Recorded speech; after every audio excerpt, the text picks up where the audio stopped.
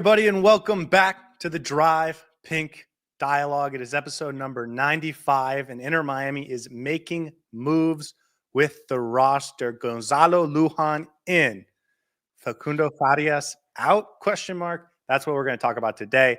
But as always, I'm your host, Scotty. I'm joined by my co-host, Saur. How are you feeling tonight, my man?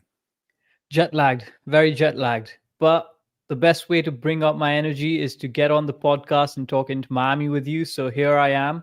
And I'll be honest, I was thinking about this and I miss our pregame shows. So I can't wait for the season to start, the preseason games to get started very quickly because I miss our pregame analysis and I miss the tactical talks. But in the meantime, at least we have the transfer window keeping us busy. And Inter Miami does not seem to be slowing down anytime soon. No slowing down for Inter Miami, and that is what we're going to talk about today. But there are a couple other things that I want to get to, and I think are interesting conversations. But before that, let's start with a feel-good story. Did you hear about Luis Suarez this weekend? I did hear about Luis Suarez this weekend, and it Do you was want to tell the people very what happened? positive. I don't want to take away I don't want to ruin the story. So take it away with the details. But I did read about it. No, I don't know if the details are widely known, but there was a man that climbed up a really tall tree and was thinking about jumping off. And Luis Suarez, who was nearby on his vacation, heard about it and decided to go and try and talk the man down.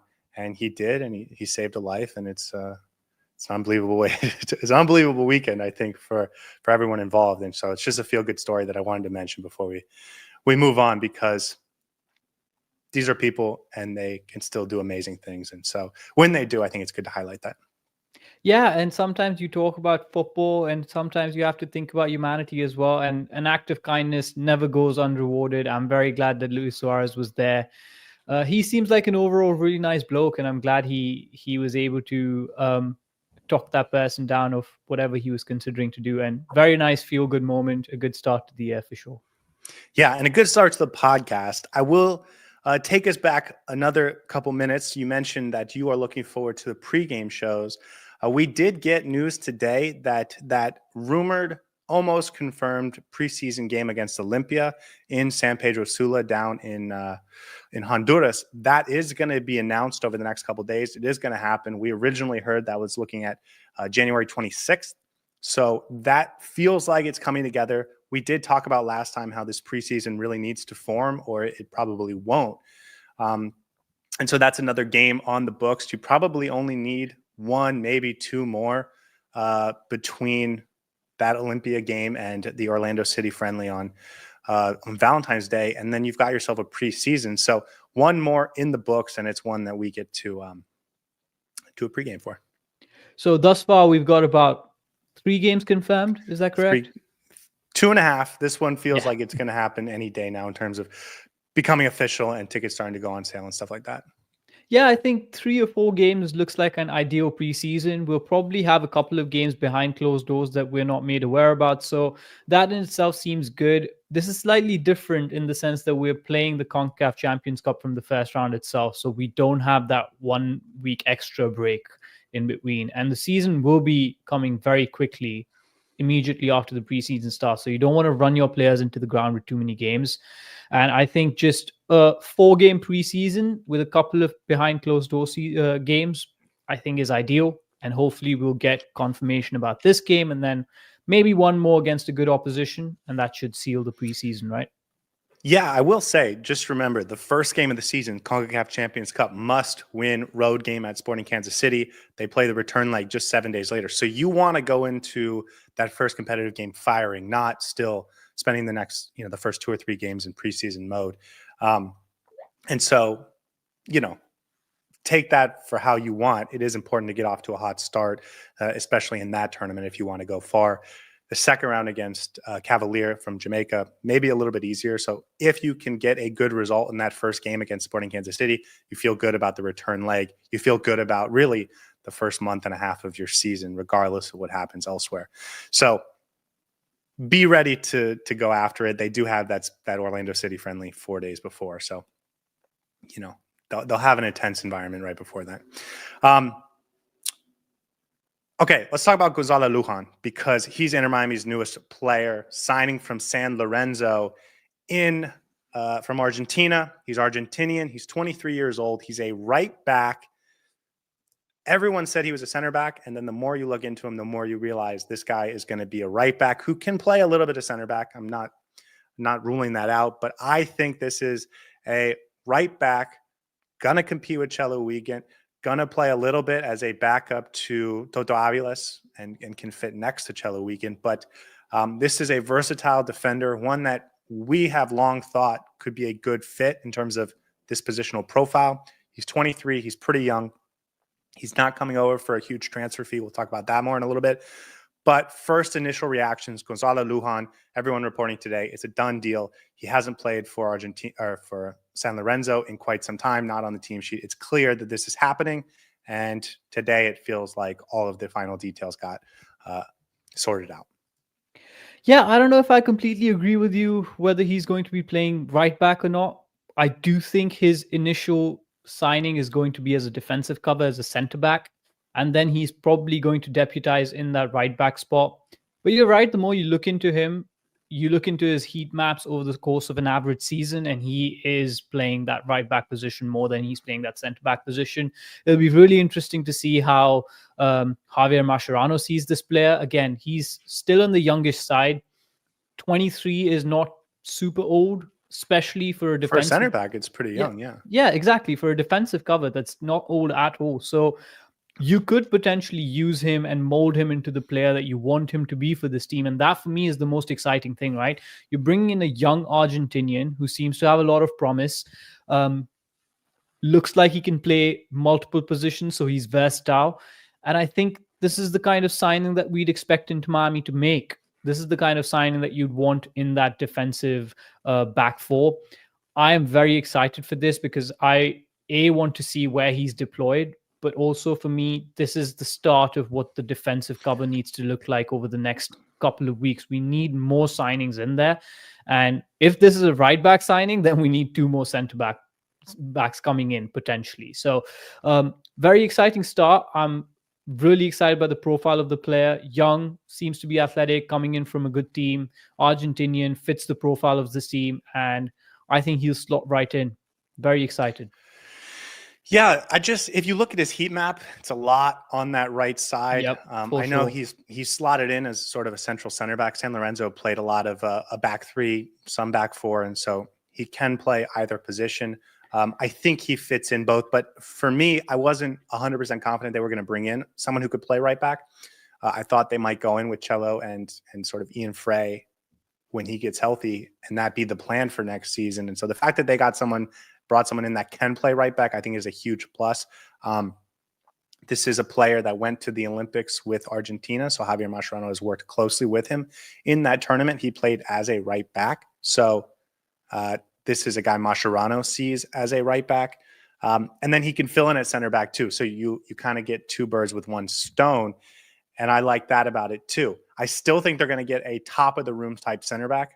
And so to me, if you go into the season with, let's say, Apollo Diaz from River Plate, for example, just because he's a name we've heard, no reason to think that's anywhere close. But a guy like that, Toto Aviles, David Martinez, Gonzalo Lujan as an option, Noah Allen as an option defensively, and then Ryan Saylor and maybe Tyler Hall.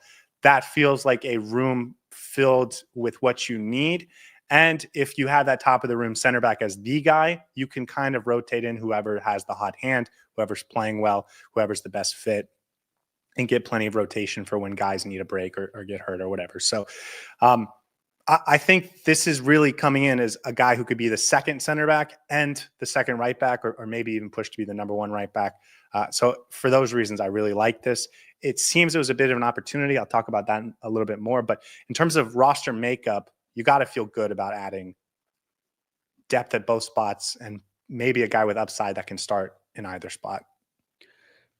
Absolutely, 100% agree. I do think he is going to be that second choice center back if he ever plays that role. In this transfer window, we need that one marquee center back coming in. And I don't think Gonzalo Lujan is intended to be that. And when you're pushing out so many players and planning to bring in so many new players as what Inter Miami seems to be doing. This is a basic roster upheaval, right, that we're witnessing in the transfer window. And you need to replace a lot of players that you're letting go. So when that's the case, you need to look how you can, as you said, two birds with one stone. And that's exactly what we've done with this particular signing. The versatility for me is the most exciting part, as I mentioned already. When Toto Aviles has that rush of blood and gets that yellow card, gets suspended, this time around, it's not going to be like, oh, you have to play Sergio Busquets in that in that defensive role.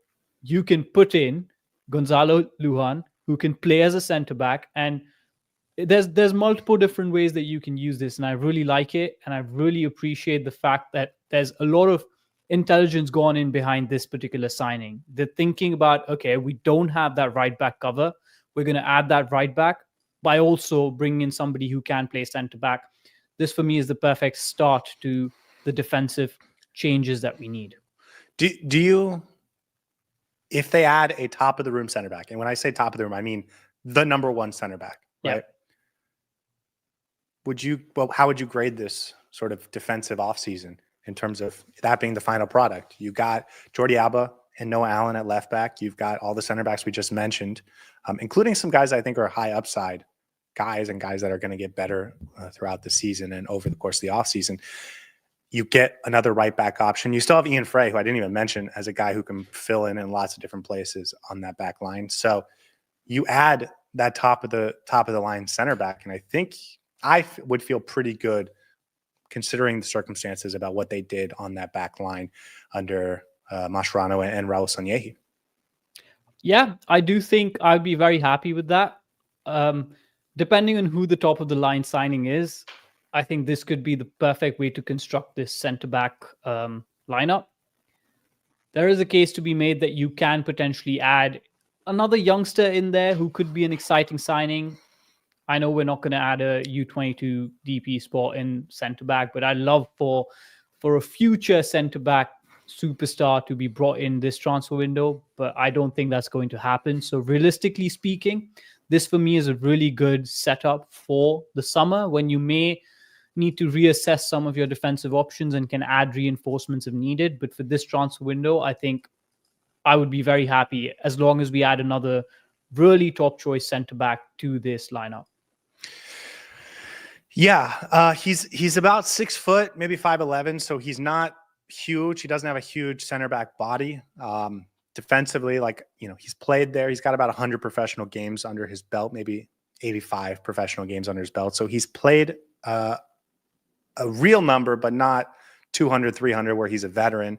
And he's a guy that's going to come in, you would think, and is looking to go further places beyond this, right? We've seen these young players come into Inter Miami, Diego Gomez, Toto Aviles, Facundo Farías, who we will talk about in a few minutes, Federico Redondo, Matías Rojas. We've seen these guys come in, try and get a boost from being a part of this Inter Miami program, and then go on to bigger and better things. Obviously, that worked with Diego Gomez. We will see how it works out, but it seems like it's trending in the right direction for Aviles and Redondo. Even though he's not going to come in as a U22 DP, I think he's going to be a guy looking to do the same thing, bounce through Inter Miami, get that catapult into Europe or into one of the top clubs in Argentina or South America. So I think he's going to come in with a point to prove, trying to get better every day. Yes, the benefit of getting to play with the all-time greats, but he's a guy that's looking to develop and boost his career, not a guy like, Franco Negri, who would understand his role as a backup. So in that sense, I think it's good. He's going to come in, he's going to be pushing for playing time. He's not a veteran that understands his role in that backup sense. He's a guy that's going to want to play and going to push hard every day to make that happen. Yeah, youngsters are hungry, and this is exactly what this signing proves. Defensive reinforcements, when you think about how the MLS is structured and the rules and regulations that come in place, it's hard to fill in a center-back signing with superstar players. And this is how you have to create that defensive reinforcement line, by bringing in some of the youngsters who have potential, who may not be the complete article. There may be some gaps in his game that we do see. But I think there's a lot of potential here that Javier Mascherano has definitely worked with him and sees. And there may be a case to be made that he might just be coming in as the starting right back. Whatever said and done, Chelo Wigan's position is no longer untenable, right? Unchallenged. And now Gonzalo Lujan is going to come in and challenge for that position. And if Cello doesn't have a good run of games like he did last season for a little bit of a time, where you and I were very critical of his performances, you now have Gonzalo Lujan, who is going to be challenging for that spot. And that, for me, the competition in the squad is very important to keep everyone on their toes. 23 years old, young, athletic, Argentinian play style, perfect profile. What if Chelo Wigan is on his way out as well? That's one question that I have for you, because there are signs that this could potentially mean that he is the starting right back, and we're maybe thinking about trading Chelo Wigan. I'm not sure. We'll see. I will respond by saying I don't think that's going to happen. I think these two are the two. And again, I know I keep calling him a right back. He's going to play center back as well. I think he's got the versatility. You're going to see him start 10, 15 games at both spots, I think. Worst case scenario. The two of them together, I think, are probably similar levels. That's what I'm guessing. I have never seen Gonzalo Lujan play a full 90 minutes. So take all of this with a grain of salt when we talk about his talent level and his ability. But he's going to come in and challenge for a spot. And so, like you said, Chelo Wigan is not going to be demanding first team minutes. He's going to have to beat this guy out on a daily basis. And if he can't, he's going to lose those minutes. And which I think is really good. This is a player that's coming in cheap. And we should mention this. He had a contract dispute with San Lorenzo. And this has been going on for almost 2 years now. I was doing some research on this, but even back to sort of 2022, when he signed this new contract that took him through until now, really.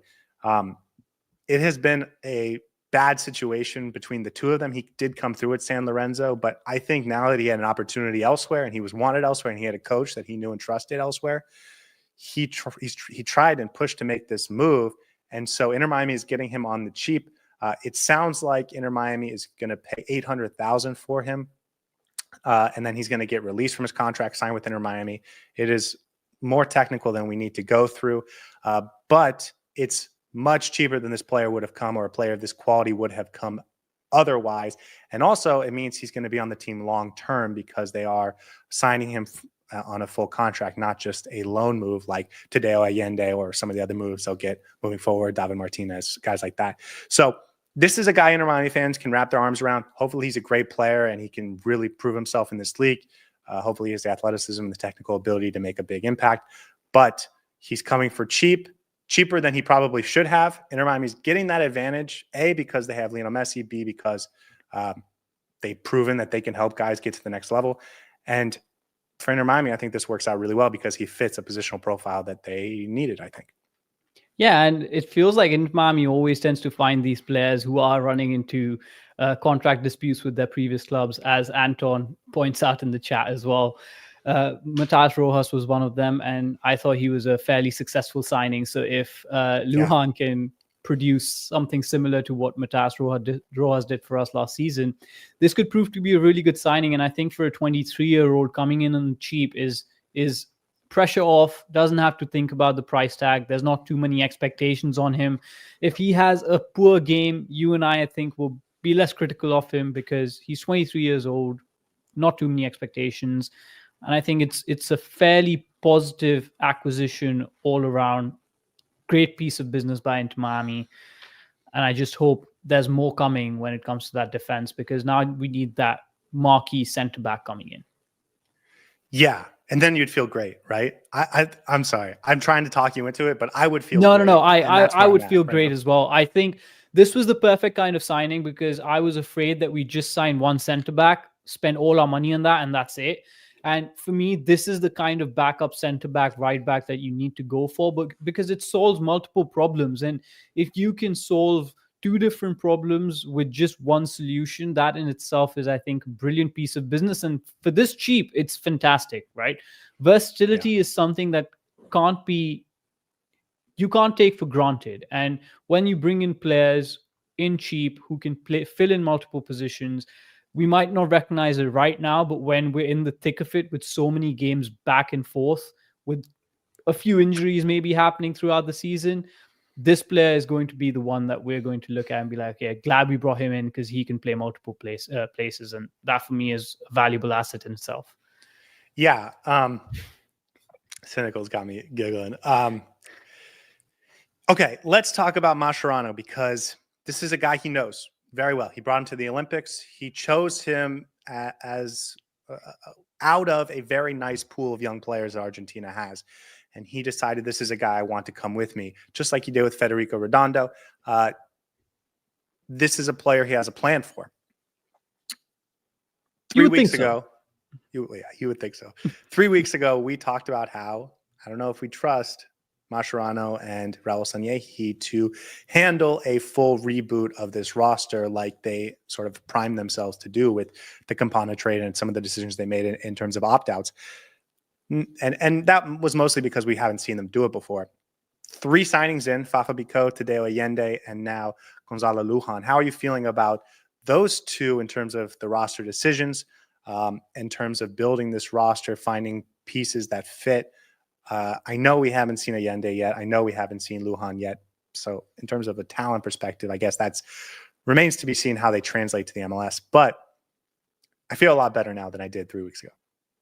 Yeah, maybe I'm not as optimistic as you are. I do think there are still a lot of question marks, especially with regards to the outgoings. But that's bound to happen, right? When you let a player like Facundo Farias leave, you should have a plan in mind to replace him. It can't just happen willy-nilly. So for me, there are still question marks about it. But one thing that I'm really impressed about is that there seems to be a sense of certainty and commitment on how they want to create this roster. And it doesn't seem like these moves are just happening out of the blue, or we're panicking about certain things, or trying to put something together by bringing out, rags and creating this picture. It feels like everything is a puzzle, and the outgoings and incomings seem to be working in conjunction to one another, in tangent. And that fills me with a little bit of confidence. Yes, there are question marks about why we're letting some players leave, like Facundo Farias, like Matthias Rojas.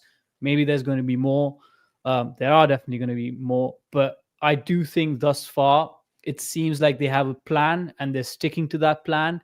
And that in itself can fill you with a bit of confidence. It doesn't look like it's a new administration who's struggling to find answers. So that's a good sign.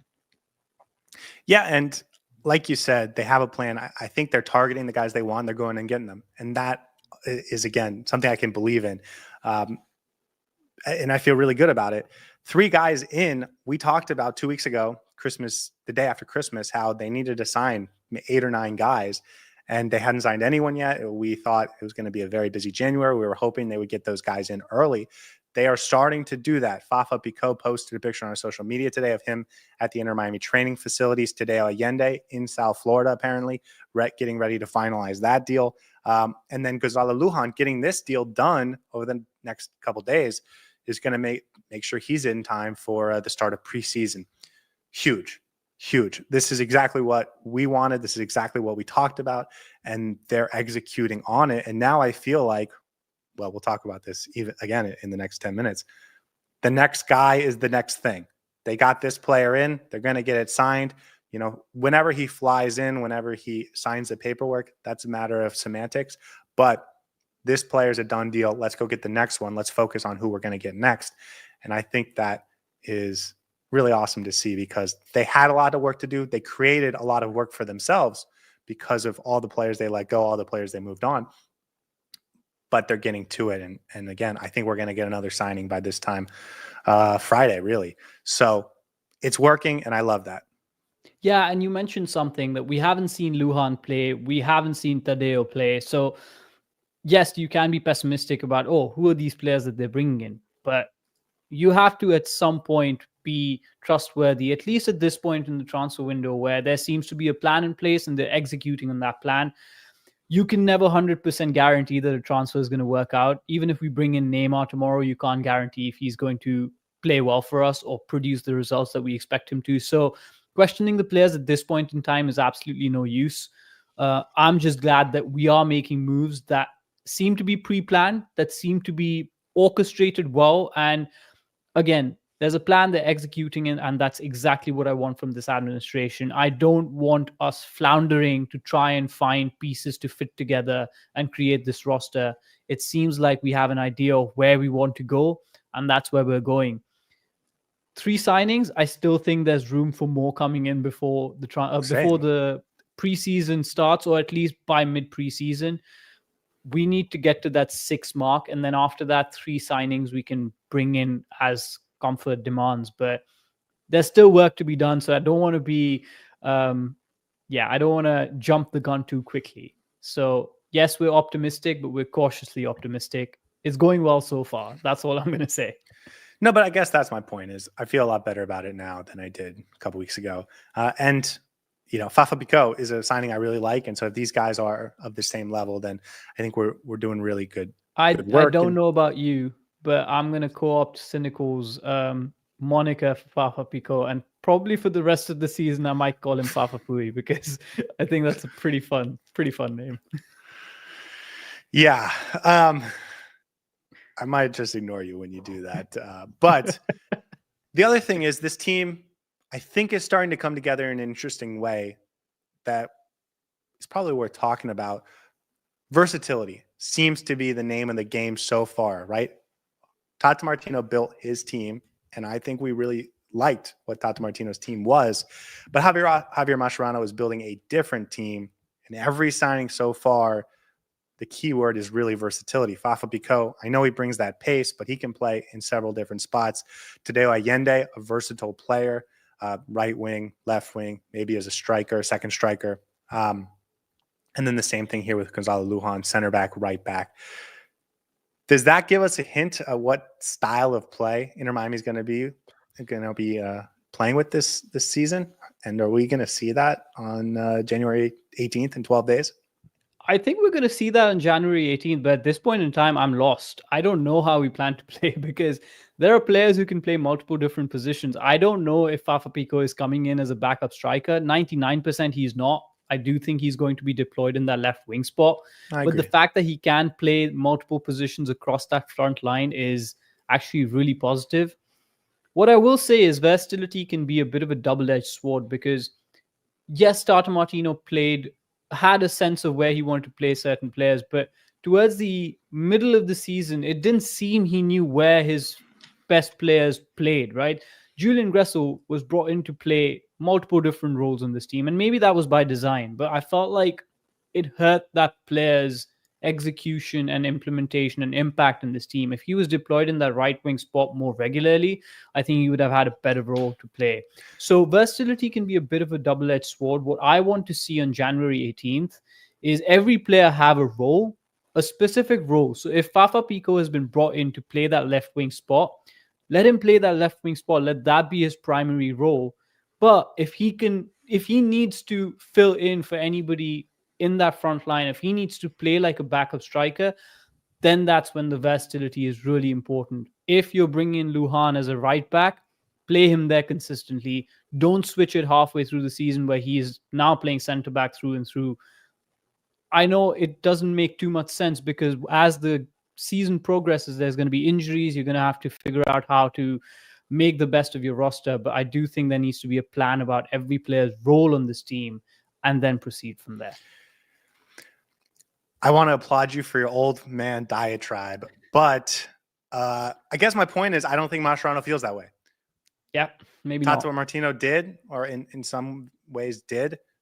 You clearly do, which is fine, right? Everyone gets their own opinion. But I don't think Mascherano does, and I think that's really interesting. He comes from the Barcelona, not from the academy, but he played for a decade at Barcelona almost. He understands, as well as anyone his age, those principles and how to mix and match and how to get players comfortable in different positions. And so I'm very curious to see how that manifests with Inter Miami. I think that's something he's going to prioritize, and it might be very hard for us to predict the lineups this season, unlike the last couple of years where You kind of got into a rhythm with Tata. You kind of got into a rhythm with Phil Neville. I think it may be a little bit more difficult this year. That's probably my grumpy old self coming out. I want my starting 11 to be set in stone from the first game, and that's never going to happen with the MLS. So it is what it is. Yeah, or just soccer in general, right? Yeah, maybe. Unless you're Man City, so. Well, yeah. Although I will say, Mascherano and Pep did work together for a couple years there while Pep was at Barcelona. I'm curious. I'm very excited. I hope he starts on January 18th. I want to get a look at him firsthand. I hope Tadeo Allende gets a start that first preseason game. It's got me excited, man. We're getting signings in. I think we've got more coming over the next couple days or the next couple weeks rather. And I'm excited to see these guys in action. These are going to be the Herons. And this player in particular, it's a very low risk signing, as Tony said in the chat. And he's a guy who could be here for a couple years. He's not a one and done loan type player. He's coming to Inter Miami on a full contract. So I'm excited about this guy. I'm excited about this move. I have a question for you. Is it too early to dub him the best right back in the league? I'm asking. I didn't say anything. I didn't say a word. Just asking. I think we should probably be certain that he plays right back at Inter Miami before we say something like that. That's what True. I would say. That would be quite funny if he didn't play right back at all this season. Okay, the other big news for today, let's get to, is Facundo Farias, a report by, I believe, Herman Garcia Grova, who is pretty reliable in the South American market, wrote a report that Racing Club in Argentina is looking to make a move for Facundo Farias, and that part of the deal would be Baltasar Rodriguez going the other direction. We've seen a lot of you guys talking about this in the chat. Before we get to Rodriguez, let's talk about Facundo Farias. He injured himself in the first 10 minutes of action of the first preseason game last year, tore his ACL, missed the whole season, did get healthy, was practicing and was able to run and be with the team over the last couple months of the season. But because of roster rules, because he was placed on the season-ending injury list, he wasn't allowed to play. He might be on the way out. How does that make you feel? Very surprising, because 2 podcasts ago we were discussing how he's going to be that versatile left-wing option who can play centrally, who can play on either wings, and it's going to be really important to have him, because when you lose Matas Rojas, you need that versatile player to fill in, and we both thought that it was going to be Facundo Farias. Did not expect this. I messaged you with the 3-letter word WUT, which was my way of saying what. Don't know if it makes sense or not. We'll find out. Again, this is a process in the transfer window where a lot of questions will arise. We're going to doubt why this is happening. But as long as we can fill this up with a good incoming signing, I'll be okay with it. You need to justify it by replacing him with an adequate signing. And maybe they already have that in mind. A little bit surprised, but again, this seems like a complete overhaul, and they're trying to make the most of the roster, and nobody's safe at this point in time. Very surprised that he's leaving before Robert Taylor, Julian Russell, but I guess this was a decision they made. Seems to be a player that other teams are interested in. I will say, if you've been reading the tea leaves over the last year, Inter Miami has been willing to move Facundo Farias. Anybody, yeah. Not just anybody, but specifically Facundo Farias.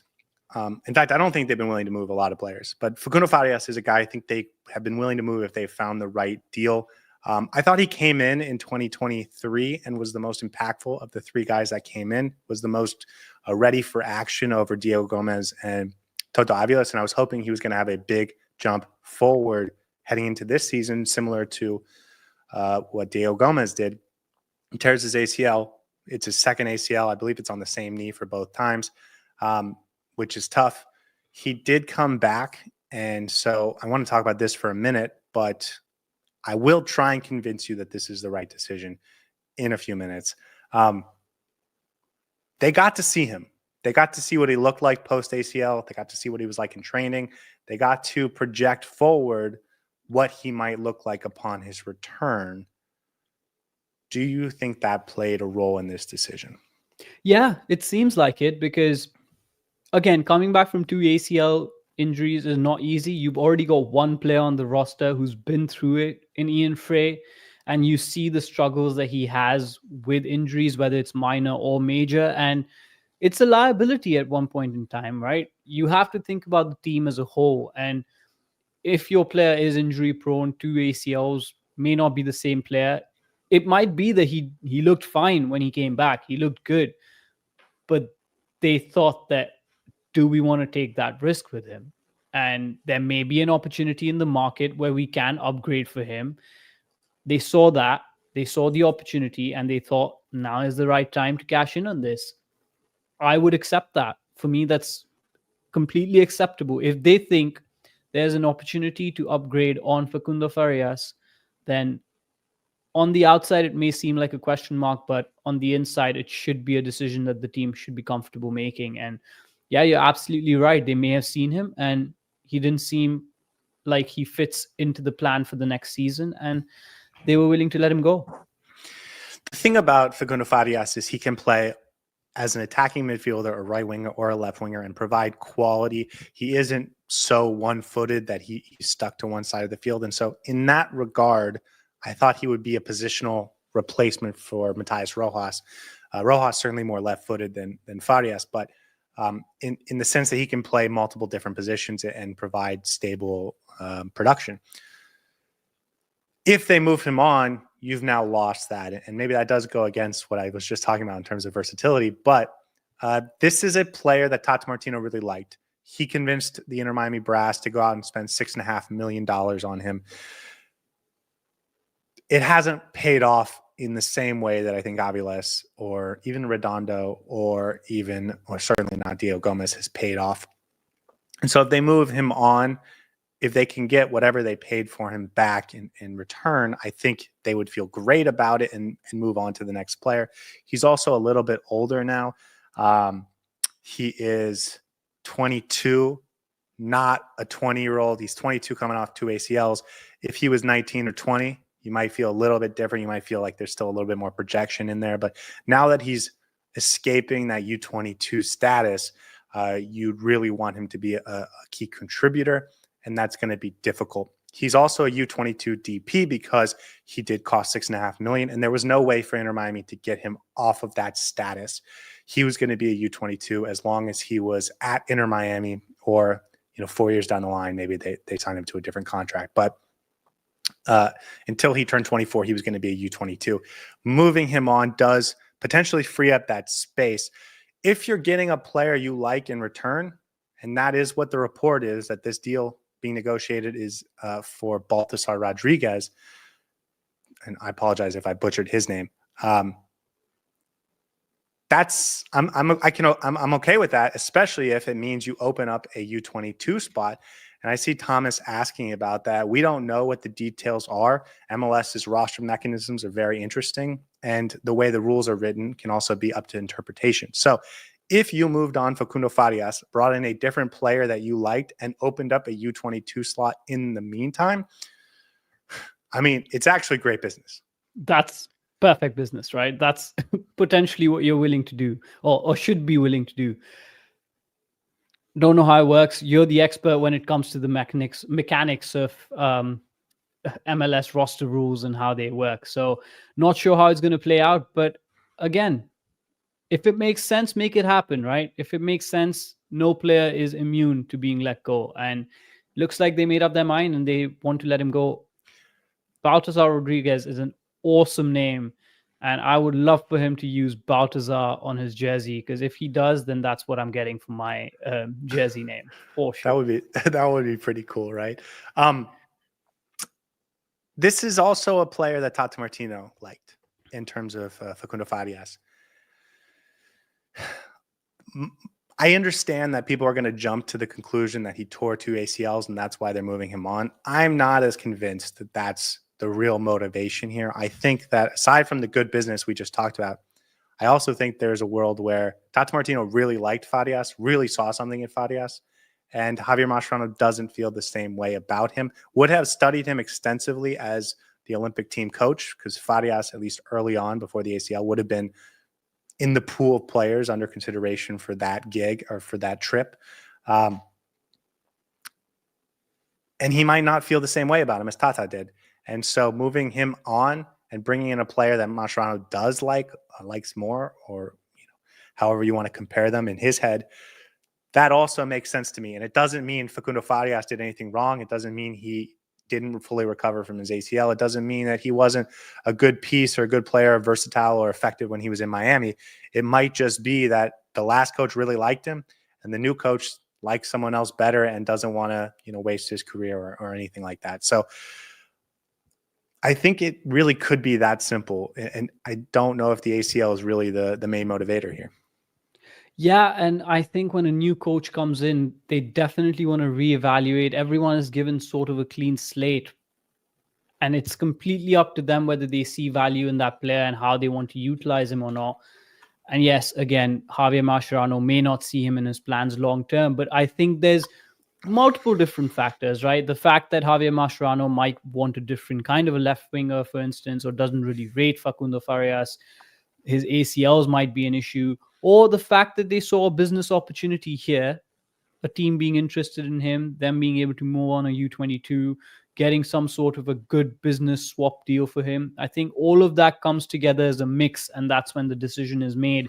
What I do want to commend, whether that's the regime under Chris Henderson that led to this or how Inter Miami is operating right now, we seem to be moving players on, and that's a really good sign, because we have struggled in the past to move players on. Teams struggle just regularly to move players on, and I think this really allows that level of flexibility to come in. And yes, some people can argue it creates a little bit of instability in a team with new players coming in every transfer window, but I do want to commend the regime on being able to pull the trigger on certain players when the opportunity arises, because often at times that is not the case, especially if they are unfamiliar with the MLS rules. They may not want to, or they may be hesitant to make some decisions, but it seems like Raul Sanyehi, Javier Mascherano do not seem hesitant, at least, and that's a good sign. Yeah, we should also say this is not a done deal. This could absolutely fall apart. And in fact, swap deals are some of the hardest to get over the finish line in soccer transfers. So just because this is the sort of rumor of the day, and it is being reported by good sources, and so I believe that this conversation is happening, that doesn't mean it's going to get over the finish line. Inter Miami has to like what they're getting in return. They have to feel like the package makes sense for them. And the same goes for Racing Club. They obviously feel good about this player, but is it worth whatever they're giving up in Rodriguez plus money or however that works out? And so this could fall apart. And if that's the case, you have to realize Farias could definitely still be on the roster. And so you don't want to burn any bridges. You don't want to speak ill of a player, or, Mascherano can't take Farias just out of his lineup and force him out because this is the MLS. That's not how this works. If it does go through, and if Baltasar Rodriguez is not considered a U22 DP at the end of it, Inter Miami will have 2 U22s that have to be U22s. At present, they have 4. Emerson Rodriguez, who's not going to be on the roster by the time the season starts. Facundo Farias, Toto Aviles, and Federico Redondo. If you move Emerson and if you move Facundo Farias, you're down to 2. The way the rule's set up means you can either have 2 full DPs and 4 U22 DPs, or 3 full DPs, senior DPs, meaning Messi, Sergio Busquets types, or the U22 version, which is the Diego Gomez, the Toto Aviles types. But either way, if Facundo Farias moves on, you can add another U22 initiative player. And that is really exciting because you can spend big money on it. I said at the beginning of the offseason, it wouldn't shock me if they break their transfer fee record, which is $12 million, which is a lot. But if they brought in a really promising 18, 19-year-old Argentine that cost them $15 million, which is something that MLS teams are becoming more willing to spend, you're talking about a roster that could get really exciting, especially if that's as an attacking midfielder, especially if it's as a striker, especially if it's as a box-to-box midfielder that replaces Diego Gomez, especially if it's, a left-sided center back that's already ready to go. I don't know if that player exists, but it gets really exciting already, and I I love that possibility, and I love to dream about that type of stuff. So I'm a big fan of making this happen if it's the right thing for everyone involved. Yeah, I completely agree. I'm not sure how it's going to work out. Maybe they're saving that third DP spot for the summer, so that's why they want a bit of flexibility. But it feels like this. Well, hold on.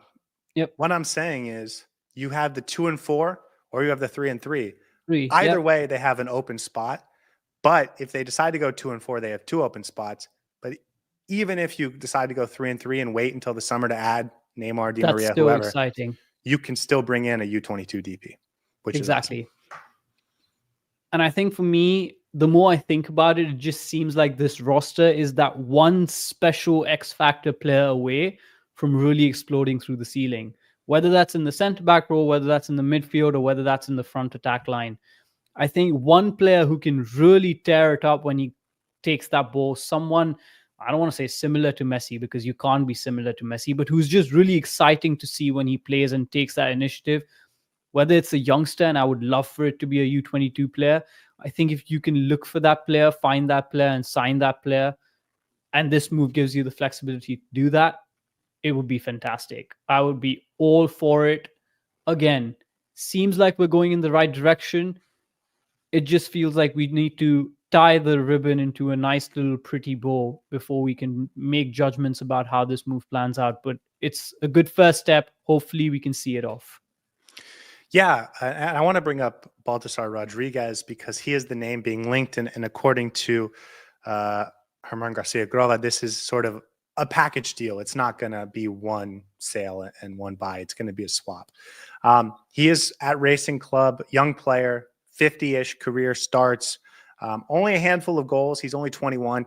He plays as sort of an attacking mid / can play on the wings. If you look at his heat map, he plays wide a lot. And so I think he's just that type of an attacking player. But again, he's a player that Javier Mascherano will know well. He went to the pre-Olympic tournament, the Olympic qualifying tournament with Argentina. So Mascherano knows him well. And again, it just feels like Inter Miami signing a guy that Mascherano really likes and wants and doing what it takes to make that happen. At what point are we fielding an all Argentine lineup? I think we just need a Argentine goalkeeper, and that should be it. But that's why we have Busquets, man. He fills in the. You know what? Maybe against Toronto, when we can give Busquets a little bit of a break, or one of the lower teams in the league, we might just see an all Argentinian lineup. But you know what? If we can get the result, and if it turns out to be the good signing, I don't care where they come from. Again, Baltasar Rodriguez, amazing name. Hopefully he can live up to his name. And if he's half the player that Mascherano thinks he is, again, potential can be molded into a good player and is an exciting prospect. So I wouldn't be averse to this signing at all. I'm trying to see if I can find a picture of him with him facing the other way. Now it looks like he has Rodriguez on the back. Disappointing. What a wasted opportunity. I know, right? He probably doesn't feel that way because it's just his name. But yeah, again, versatile player. This is a guy that Mascherano likes. He's building the club in his image, right? I know it's Messi's team, but the players he's bringing in are his guys. We talked about this when we first when we first heard that he was going to be the hire. He has a very deep knowledge of this Argentine youth player pool. He's coached a lot of them. He's certainly watched all of the big names, all of the interesting names. So he's going to know who he likes, who he doesn't, who is going to fit into his system. So in that regard, I'm willing to just say, I trust you and bring in the guys you want. Let's see how they play. The aspect of he doesn't know what MLS is like is still a factor. But in the meantime, he's not going to know any better between now and the start of the season on February 22nd. So exactly. I like it. Bring me another one. Go get a center back next. We need a goalkeeper. We need a backup striker. I mean, we need a lot still. There's still 5 or 6 signings out there to be made. And I like the fact that we're moving. I like the fact that we're moving a lot. And also, I may have grumpy old ideas, and I may be a grumpy old man at heart, but I am very excited that we're signing young athletic prospects, youngsters, because I am a firm believer in giving the youth a chance. And I do think a team can really go far if it has the right youth setup. It's very promising. We've had that last season, and I was afraid that we're going to lose a little bit of that. But with Javier Mascherano coming in, it seems like he's going to continue that tradition of building this club off the base of youth. So I'm excited for that. No, you're absolutely right. Having some key veterans, which we're going to have as long as we have Messi and Busquets and Suarez and Jordi Alba, but mixing them in with that youth movement, I agree with you. I love a lot. And those are some of the easiest players to fall in love with. So big fan of that. Next topic, Drake Callender and Benjamin Kramaski were both called up to the U.S. men's national team. They play a game on January 18th and January 22nd. This is, for those that aren't familiar, favorably known as Camp Cupcake. This is an all MLS roster for the U.S. men's national team. It is not during an international window, so you can't call your A team up because the clubs will just refuse. But this is a long-standing tradition in American soccer to have a camp in January for all of the MLS players that are worthy of a call-up. And Drake Callender does get that call-up. It'll be his first opportunity with Mauricio Pochettino to impress Pochettino. Same thing with Benjamin Kramaski. It's his first time with the senior team since Pochettino was hired. So an interesting opportunity. That means both of them will miss probably 2 preseason games, but maybe just one. First, congratulations to them, especially Drake Callender, because with the coaching change, you never know if you're a guy that's going to be on the radar of the next coach. So glad he's getting the opportunity. Yeah, someone needs to give Luis Suarez the gloves because we're going to need a body in that. We'll get to that in a second. I will say, just as a PSA, the first game for the U.S. is at Chase Stadium in Fort Lauderdale. The entire camp is in Fort Lauderdale. They're meeting at Fort Lauderdale. And so the second game, I think, is in Orlando. So the base of operations is in South Florida. Would it shock me if Drake Callender got an opportunity to start in front of his home crowd? No, because none of the 4 goalkeepers are really sort of first team type starters, and none of them really need the opportunity to prove themselves as like a Matt Turner would or an Ethan Horvath would. So maybe Drake Callender gets his first cap. I do think Benjamin Kramaski will, because they didn't bring a lot of midfielders, and it is going to be in front of a friendly crowd. And so I did bring the roster because I thought there was an interesting talking point for Inter Miami fans that I will get to in a second. But you think Drake Callender gets his first cap for Inter Miami? For the US I hope so. Team this year. I really hope so. I think it's high time. We like him. I know he comes under a lot of criticism and scrutiny, but he's a great goalkeeper, great player. And I would love it for him if he gets his first cap, especially if it's at Fort Lauderdale, because that's just going to be extra special. Unfortunately, that's going to be happening while we're watching our Inter Miami play Club America. So we won't even know until after the fact. But hopefully they're staggered so we can watch them both. I brought up the U.S. men's national team roster because, like I said, it's an almost all MLS roster. And this is something that we referenced a lot last year. Some of the players around MLS that are of the higher quality, interesting names to look out for. And these are some of the guys you should be looking out for on other teams when we play those teams. And there are some names on here that you're going to recognize. Matt Freese single-handedly stopped Luis Suarez from scoring in that first NYCFC game back in May or something like that. So he earns a call up. Patrick Schulte, the Columbus Crew goalkeeper, he's a guy that is very well thought of, and we've talked about a lot on this show. Daewon Jones and Max Arston, another guys that we've talked about for Columbus. Walker Zimmerman, big name. Miles Robinson, Tim Ream. So some of the names that we're going to be talking about over the course of the season when Inter Miami plays these teams are on this roster. And so if you want a chance to get a look at some of those guys, I encourage you to watch these games, especially that second one. Yeah, Austin's not with Columbus anymore, is he? I think they let him go, which I was really surprised by. No, he's with Columbus. He's one of their brightest young players. I think you're thinking about Yaya Bo. Maybe. Regardless, yes, you're absolutely right. These are going to be the people that we're going to talk about throughout the season. We're going to do our research on them, and potentially some of these players might just be the kryptonite that makes Inter Miami's life miserable sometimes when we play against them. Matt Freese comes to mind. But glad you brought this up because it's a good opportunity for some of these MLS level players to go out and play for their club. Thank you for taking me off screen for that. Sorry.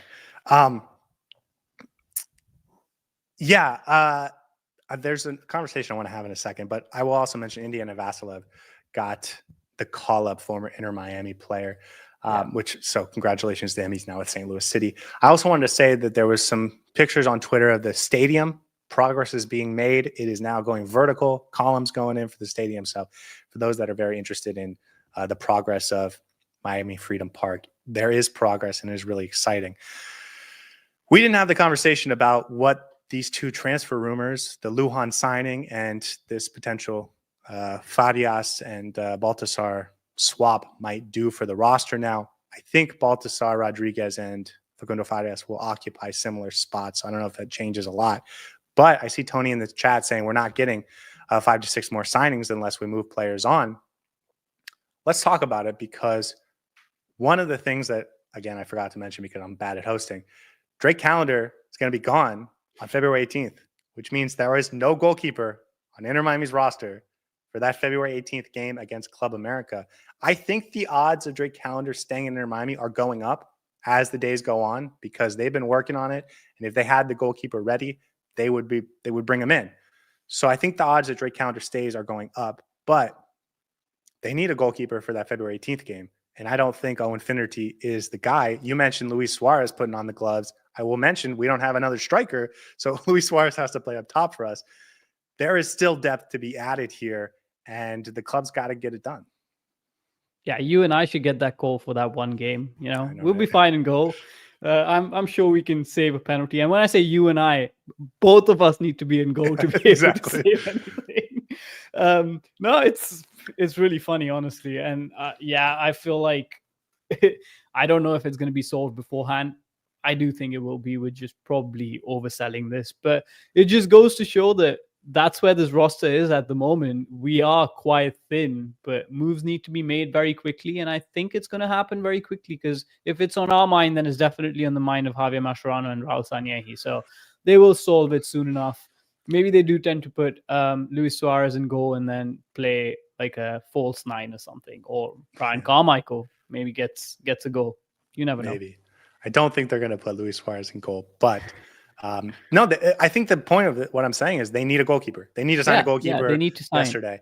And we talk about adding players, and it's going to happen in quick succession. We've already heard about Baltasar Rodriguez, who could be the next guy over the next couple of days.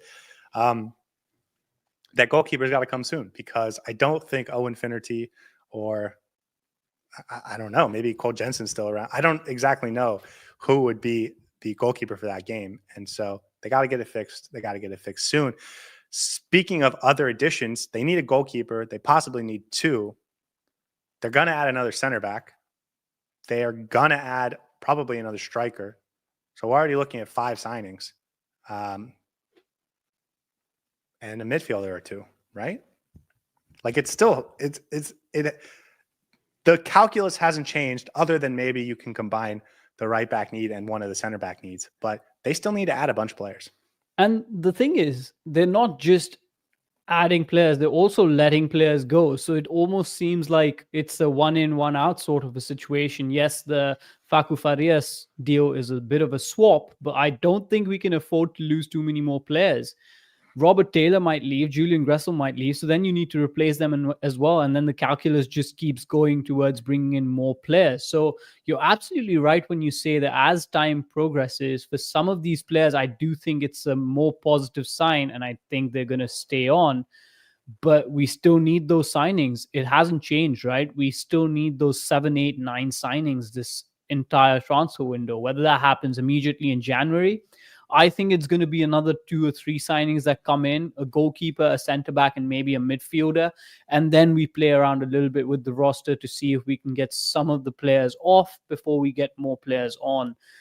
But we are going to see a few more signings in the next week and a half. It's already picking up pace. It's going to get even more frantic, and I am very excited for that.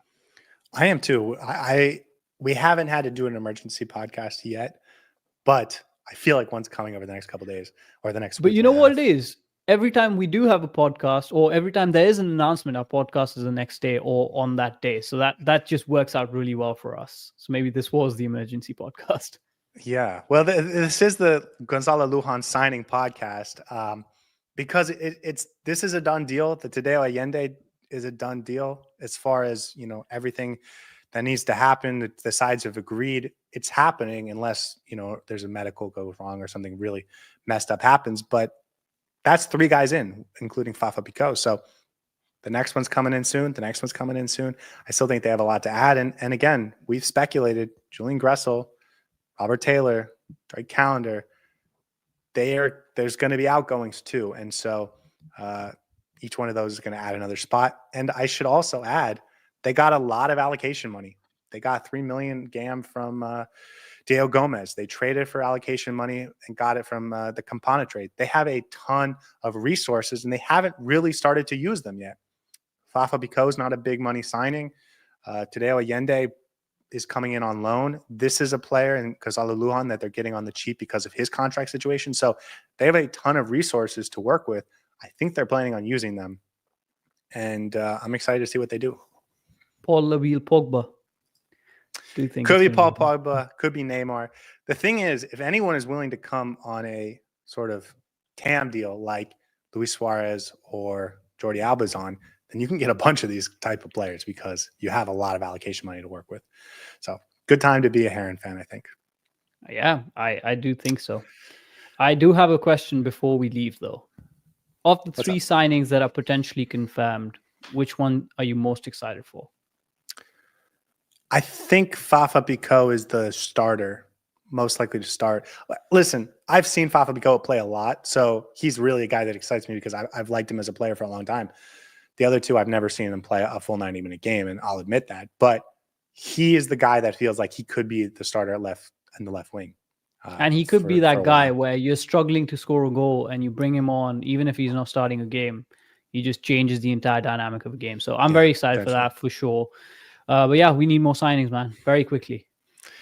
Yeah, and I think we're going to get them. Guys, that'll do it for tonight, but we'll be back soon, potentially sooner than we think. But in the meantime, I hope you guys have a wonderful night, and we will see you guys next time.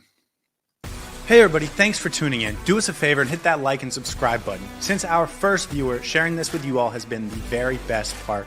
So from the beginning until the end, thank you for being a part of this and have a wonderful day.